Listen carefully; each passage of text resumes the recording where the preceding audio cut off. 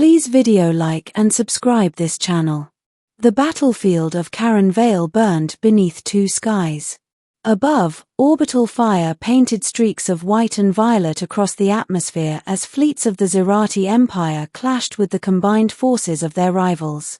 Below, the ground shook with the thunder of artillery, plasma impacts, and the screams of machines tearing through rock and flesh alike. Lieutenant Daniel Cross had stopped counting explosions an hour ago. His squad had been reduced to 3. Ammunition was low. The tactical display on his wrist flickered, half-blind from electromagnetic interference. By every military metric, the battle was already lost. And yet, Daniel stood. He knelt behind the shattered remains of a transport hull, rifle-braced, firing controlled bursts toward the advancing Zerati war drones. They moved with mechanical precision, faceless, relentless. Every step they took pushed the human line closer to collapse. Daniel wasn't fighting for victory anymore. He was fighting for time. Behind him, a mixed group of refugees, humans, off-world traders, and displaced civilians waited for evacuation ships that might never arrive. Someone had to hold the line. So Daniel did. What he did not know, what he could not know, was that high above the battlefield, standing on a command platform shielded by layers of energy fields, the alien queen was watching him. Queen Varelkara of Zirith stood unmoving as the war unfolded beneath her. Her empire had never been challenged like this. Never fractured, never stalled. And yet, her gaze was not fixed on the enemy fleets. It was fixed on a single human soldier, bleeding and stubborn, refusing to fall. Beside her stood her daughter, Princess Lysara. Lysara's hands trembled as she watched the battlefield feed. She had been raised among war councils and conquest maps, taught to see conflict as geometry, lines, probabilities, acceptable losses. Emotion was a weakness. Attachment was forbidden. And yet, the moment the human forward units collapsed, her breath caught. She recognized him instantly. Daniel Cross. The human who had saved her life months earlier on a border world neither of their people claimed. The human who had carried her from a burning outpost when Zerati escorts lay dead around them. The human who had not known who she was, only that she was someone who needed help. Their paths were never meant to cross again. Yet there he was. Still standing. Still protecting others. Mother, Lysara whispered, her voice strained. He will die. Queen Varelkara did not respond at first.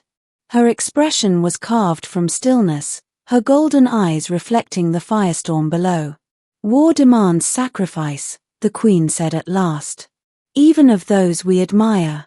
Lysara turned sharply. You admire him too. A flicker, just a flicker, passed through the queen's gaze. I admire resolve, she replied. Nothing more. But Lysara knew better. She had seen the queen pause when Daniel's name first appeared in intelligence reports. Had felt the subtle shift in attention whenever his unit was mentioned. The Queen of Zirith did not overlook anomalies. And Daniel Cross was an anomaly. Below, a Zerati heavy drone breached the human barricade. Daniel was thrown backward by the shockwave, armor cracking, blood filling his mouth. He forced himself up, firing again, even as his weapon overheated. The refugees screamed. The evacuation timer hit 0. No ships arrived. Something inside Lysara broke. Before anyone could stop her, she turned and ran. The moment Princess Lysara left the command platform, alarms erupted. Your Majesty, a general shouted. The princess, she's breaking formation. Queen Varelkara spun just in time to see her daughter leap from the platform edge, activating her personal descent field. Lysara dropped like a comet, armor blazing as she plunged toward the battlefield. The queen went still.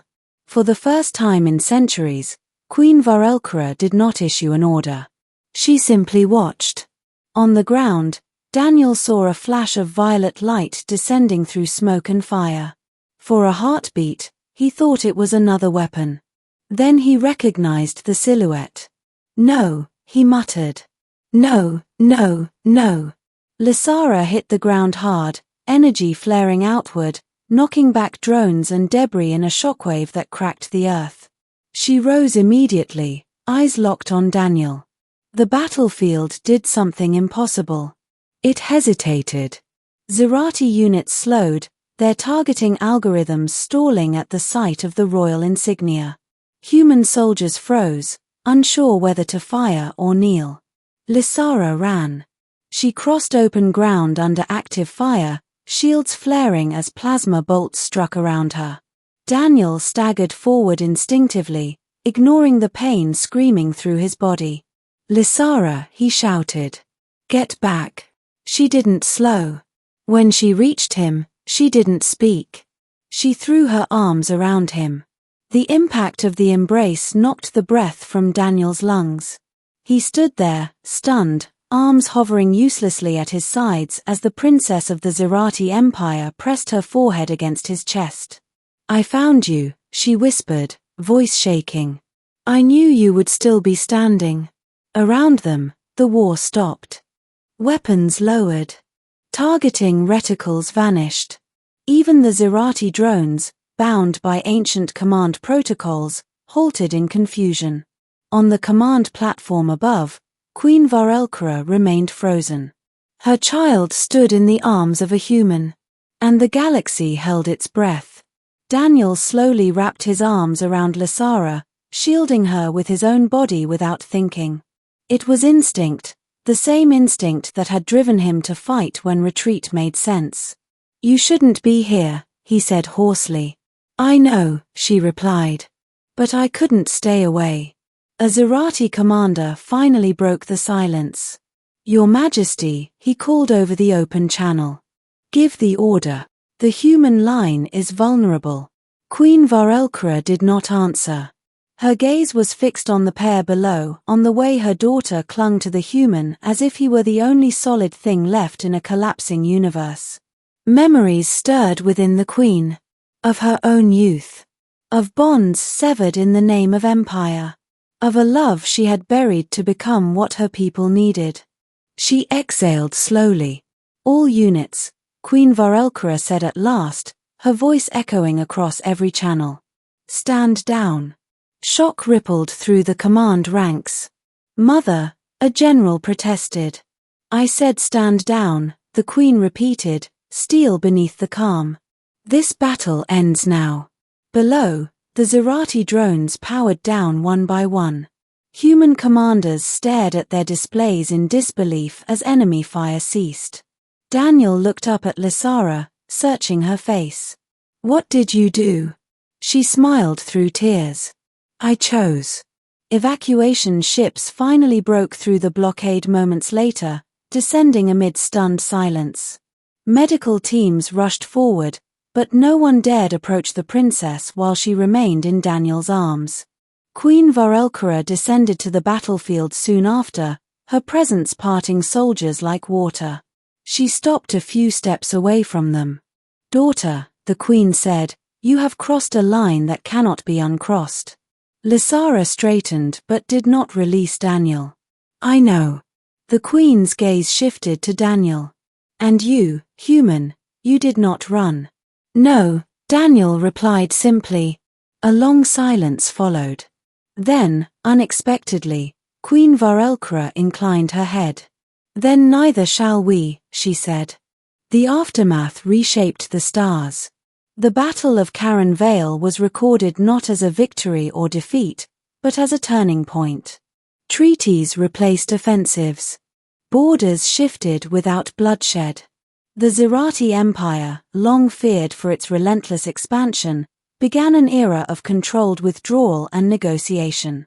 At the center of it all stood an impossible bond. Daniel recovered slowly under Zerati medical care, refusing every offer of safe return to Earth until Lysara was free to choose her own path. The human government protested, negotiated, and eventually adapted. Lysara faced councils, traditions, and ancient laws that forbade attachment to non-zerati. She faced them unflinching. "I will not rule an empire that demands I abandon what makes me whole," she declared before the High Conclave. Queen Varelkara stood beside her. "My daughter has shown me," the queen said, "that strength is not found only in command but in connection." The laws changed. Not easily. Not quickly. But they changed. Years later, veterans would speak of the moment the war paused. They would say it was when the princess ran into the human's arms. Historians would debate strategies, politics, and economics. But those who were there knew the truth. In the midst of battle, when logic demanded violence and fear demanded obedience, one choice rewrote the future. And an alien queen, watching her child choose love over war, allowed the universe to follow.